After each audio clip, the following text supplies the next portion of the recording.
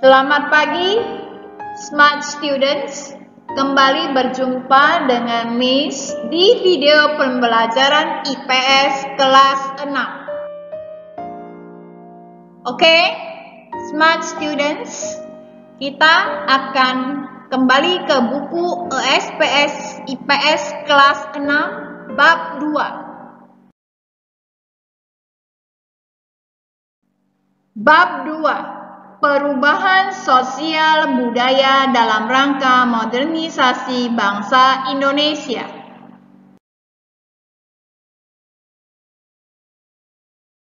Oke, anak-anak buka buku ESPS halaman 44, yaitu di bagian D, sikap terhadap globalisasi. 1. Sikap terhadap perubahan sosial di masyarakat. Adanya globalisasi telah menciptakan perubahan kehidupan masyarakat menjadi semakin modern. Kemudian kita ke nomor 1, yaitu sikap terhadap perubahan sosial di masyarakat. Kita sudah mempelajari bersama tentang dampak globalisasi terhadap kehidupan sosial masyarakat. Globalisasi membuat interaksi langsung antar individu semakin berkurang. Pertemuan tatap muka ataupun bertemu secara langsung menjadi jarang dilakukan. Masyarakat kini lebih sering bertukar kabar melalui SMS, chatting, ataupun telepon. Nah, kemudian sekarang ini kita sudah memasuki era media sosial. Kita bisa melihat kabar-kabar melalui atau memberikan kabar ataupun melihat berita-berita di media sosial melalui WhatsApp, Messenger, Twitter, dan sebagainya. Oke, pada gambar sebelumnya kamu bisa melihat Smart Students itu anak-anak kecil yang umurnya masih di bawah 5 tahun sudah sangat lancar menggunakan Android untuk menonton, untuk melakukan kegiatan. Nah, tibalah waktunya dengan ketergantungan menggunakan Android atau smartphone, ya, kita nonton, main game dan sebagainya. Nah, itu juga berpengaruh buruk, punya dampak negatifnya terhadap kehidupan kita. Contoh, kamu bisa lihat di gambar bagaimana anak-anak itu berperilaku keras, kasar, dan tidak mau tahu apabila dihentikan oleh orang tuanya menggunakan smartphone atau Android yang berlebihan. Bermain game online sampai malam, itu dicegah, orang tuanya tidak terima. Terakhir terjadilah perlakuan apapun karakter yang keras. Bisa lihat di gambarnya.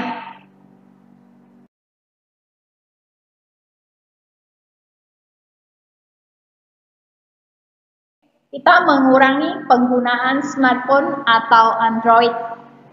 Pada zaman sekarang, pengaruh Android adalah salah satunya mendekatkan yang jauh, namun dapat juga menjauhkan yang dekat. Artinya, ketika kita berkumpul bersama dengan teman atau orang lain, smartphone justru membuat kita lebih dekat dengan orang di tempat lain. Itu maksudnya, ya. Contoh seperti misalnya dengan tante atau paman kamu yang ada di Amerika Serikat, USA, ataupun yang ada di Kuala Lumpur dengan video call dan sebagainya. Setelah adanya smartphone, kita dan teman-teman kita yang justru berdekatan jadi, contohnya dengan tetanggamu, jadi jarang ngobrol, bermain bersama. Itulah yang harus kita dekatkan. Kita dan keluarga menjadi kurang atau jarang berbagi cerita, melakukan kegiatan bersama. Nah, dengan kita berjalan-jalan seperti ada di gambar halaman di buku halaman 45, di sana ada gambar bahwa setiap sore bermain bersama di kompleks perumahan. Dan itu juga bisa mengurangi ketagihan bermain game online.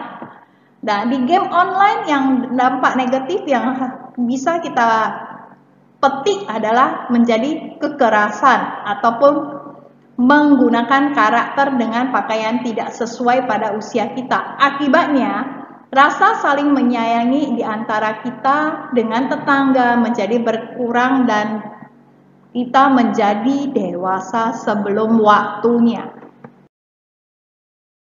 Bagian B, gemar mengunjungi kerabat dan tetangga. Nah, apa yang dimaksud dengan kerabat? Kerabat itu famili kita, contohnya paman, abang, itu semuanya, tante dan sebagainya, ya. Nah, tetangga kita. Jadi salah satu dampak positif dari adalah berorganisasi adalah kemudahan dalam berkomunikasi.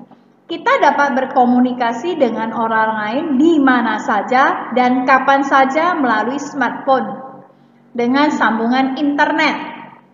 Ya, kemudahan dalam bidang komunikasi dan transportasi sebaiknya kita manfaatkan dengan baik.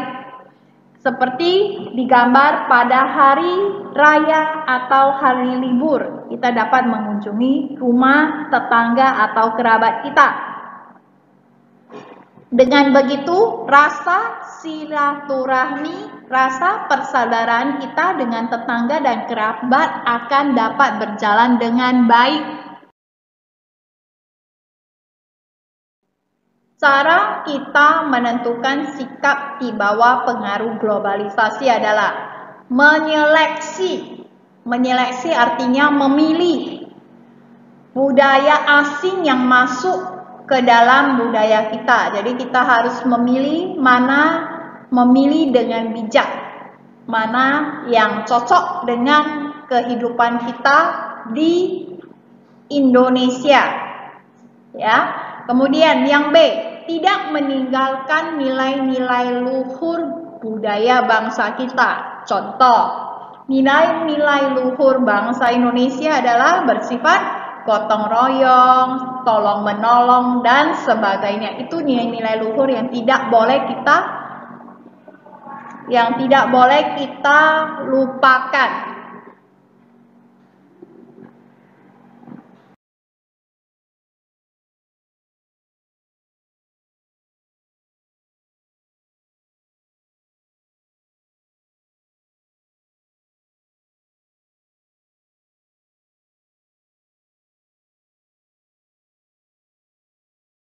Nah, yang bagian C itu adalah tetap mengikuti perkembangan informasi dan teknologi agar tetap terus maju dan tidak tertinggal.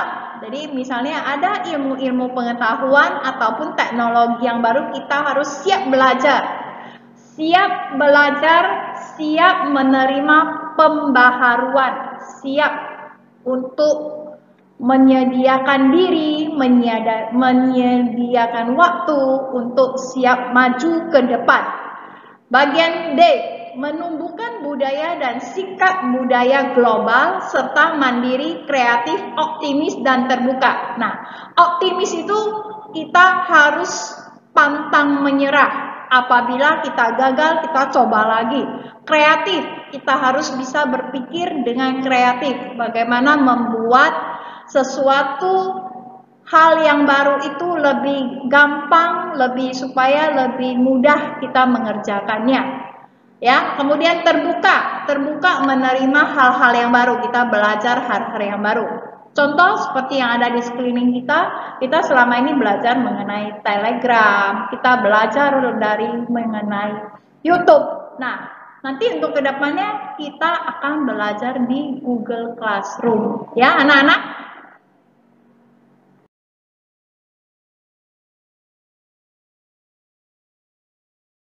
Bagaimana pula dengan tindakan yang dapat kita lakukan dalam upaya mengurangi perubahan sosial di sekolah?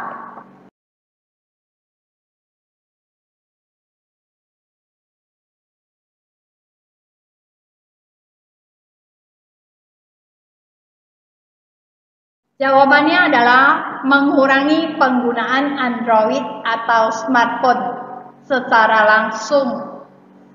Ya, ini yang kita mesti pada zaman pandemi ini, Bu Lista bilang kayaknya kita nggak bisa ya.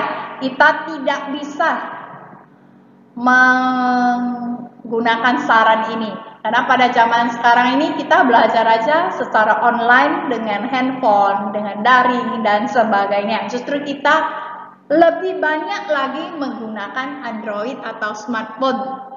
Bahkan untuk absen aja kita perlu menggunakan smartphone. Benar ya anak-anak?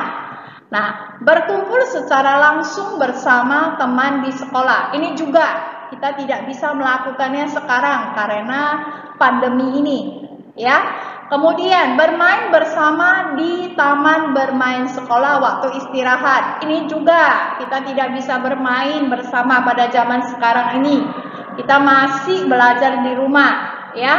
Masih pakai sistem online, mengunjungi teman sekolah yang sedang sakit, melakukan kegiatan kemasyarakatan. Ini semua tidak bisa kita lakukan. Bahkan seperti pergi mengunjungi panti asuhan dan panti jompo pada zaman sekarang ini kita justru lebih banyak di rumah, jarang bertemu dengan orang supaya menghindari penyebaran virus corona. Ya, anak-anak sudah mengerti bagaimana bahayanya virus ini menyerang badan dan kesehatan kita.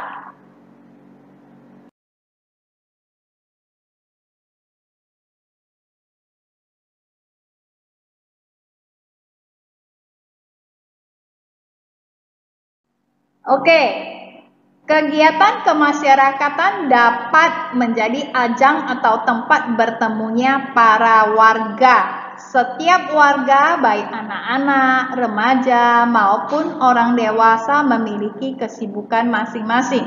Tapi, melalui kegiatan kemasyarakatan ini, seluruh warga dapat saling mengenal, bertegur sapa, berbagi cerita, saling menolong dan berkumpul. Mereka menjadi belajar untuk saling menghargai, menghormati satu sama lain.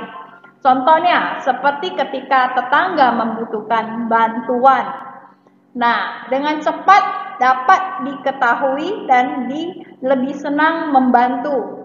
Contoh pada gambar adalah misalnya membersihkan selokan. Ya, bersama pada hari Minggu bakti sosial. Bisa lihat di gambar.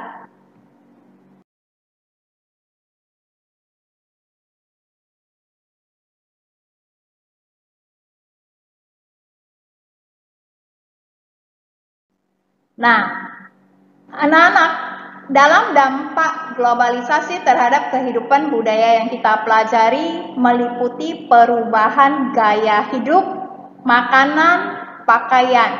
Sikap bijak terhadap perubahan budaya masyarakat akibat globalisasi adalah menjauhi gaya hidup konsumtif dan mewah. Nah, apa itu artinya konsumtif? Konsumtif itu adalah misalnya kita ketagihan membeli barang-barang. Nah, inilah yang kita tidak butuhkan karena ada diskon-diskon, kadang kita bisa membelinya melebihi kapasitas yang kita butuhkan. Nah, kita juga melihat semakin modernisasinya di Indonesia, terlihat semakin banyaknya pusat perbelanjaan modern seperti minimarket, mall, toko online. Kita dapat menemukan beraneka ragam barang-barang dengan harga yang dari harga murah sampai ke harga yang mahal. Kebiasaan masyarakat pun berubah menjadi lebih sering mengunjungi pusat perbelanjaan hanya untuk sekedar berjalan-jalan. Tidak mengherankan kalau akhir-akhir ini kadang kita bisa tergoda untuk membeli barang-barang yang semestinya kita tidak butuhkan. Itulah yang menjadi tren sekarang. Kamu bisa lihat bagaimana orang-orang ini membeli barang bahkan sampai mobil-mobil mewah. Bisa dilihat sebenarnya mobil tidak perlu yang terlalu mewah, yang penting sebagai alat transportasi itu juga menjadi ajang pameran.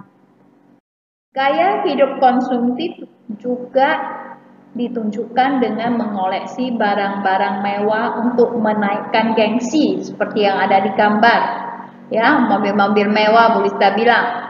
Gaya hidup konsumtif dan hidup mewah adalah sikap boros, tidak sesuai dengan pengamalan Pancasila. Benar ya anak-anak ya? Dan sikap konsumtif dan sikap mewah sebaiknya tidak kita miliki. Kita sebaiknya membeli barang sesuai kebutuhan. Kita juga dapat menggunakan kelebihan uang kita untuk membantu sesama yang membutuhkan.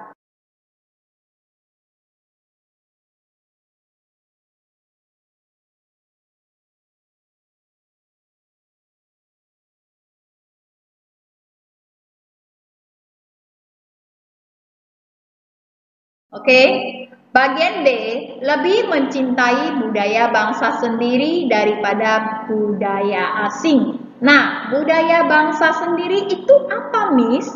Dalam hal apa? Makanan, pakaian, itu semuanya. Contoh, misalnya pada Hari Batik Nasional 2 Oktober ini, kita baru merayakan Hari Batik. Kita lebih suka memakai baju batik, ya. Bisa lihat di gambar seperti ada yang lagi memproduksi kain batik. Kain batik kita sudah sampai terkenal ke luar negeri. Nah, bisa dilihat Pak Jokowi juga. Dan ada lagi memproduksi, mengunjungi pabrik yang membuat kain batik. Ya. Kemudian ada di halaman 49 itu makanan tradisional. Lebih bergizi, ada sayur-sayuran, makanan pecel, itu ada di gambarnya. Kemudian kamu bisa lihat di halaman 49 itu poin nomor 4. Bu Lista sangat suka dengan poin ini. Merayakan ulang tahun dengan nasi tumpeng. Biasa kita merayakan ulang tahun dengan kue tar ya. Kue tar itu sebenarnya adalah budaya asing. Kalau budaya sendiri kita pakai nasi tumpeng. Nah, nasi tumpeng itu apa, Miss? Nasi tumpeng itu seperti nasi yang dibuat kerucut, di sampingnya banyak ada pecel, sayur-sayuran, dan sebagainya.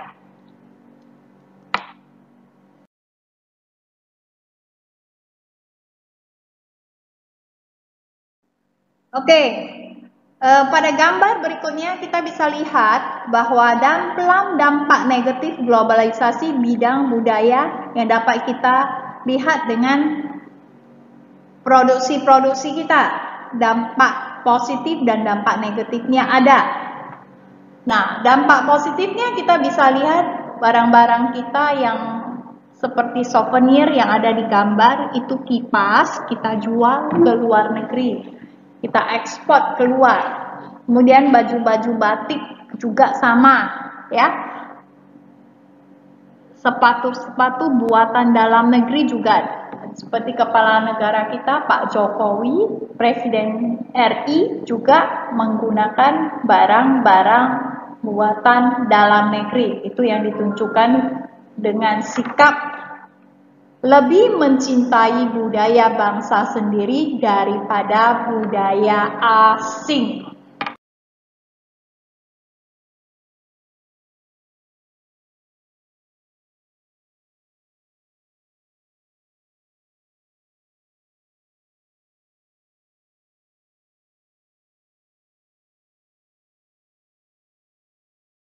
Anak-anak bisa melihat di buku halaman 50 SPS kita itu di dalamnya ada kuis. Apa yang akan kamu lakukan di rumah dalam meniru dampak positif dari budaya bangsa lain? Jawabannya adalah budaya disiplin waktu. Nah, kalau orang luar itu kalau mengenai waktu itu mereka sangat tepat waktu, apalagi waktu berjanji, waktu bertemu, waktu mengikuti rapat itu sesuai dengan waktu, mereka akan tepat waktu. Kemudian budaya gemar belajar ilmu pengetahuan dan teknologi. Nah, ini juga ya, mereka itu gemar belajar tentang hal-hal yang baru dan teknologi yang canggih. Kemudian satu lagi, budaya antri. Inilah yang harus kita pelajari dari bangsa lain. Mereka sangat tertib dan antri, tidak seperti bangsa kita yang suka menyerobot kalau baris berbaris. Makanya dari sekolah sudah kita juga seperti kebiasaan kita di sekolah kita, kalau ada apa-apa Bu Lista kan sering bilang kan, baris. Nah, itulah budaya antri ya.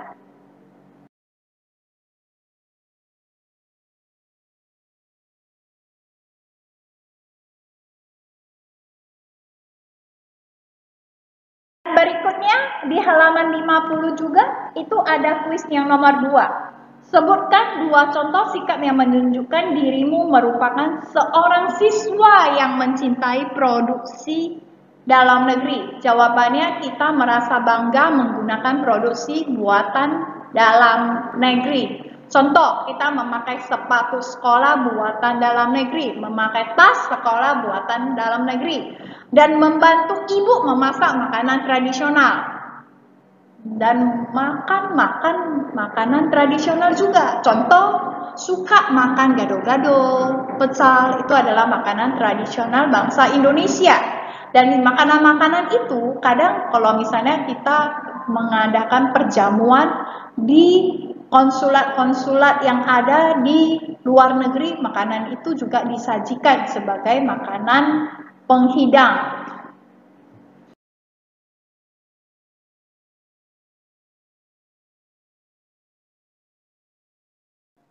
Oke, kita lanjutkan berikutnya, yaitu meniru budaya positif bangsa lain. Nah, di dalam halaman 50, globalisasi menyebabkan pertukaran budaya antar bangsa. Kita jadi mengenal budaya bangsa lain. Nah, bisa dilihat ya, time is money, itu slogan mereka. Kemudian belajar ilmu pengetahuan. Tidak bosan-bosannya mereka memperbaharui ilmu mereka. Kemudian bisa dilihat dengan budaya antri yang ada di gambar ya. Mereka untuk masuk ke sekolah aja mereka antri. Itulah yang harus kita pelajari dari bangsa asing. Oke, anak-anak?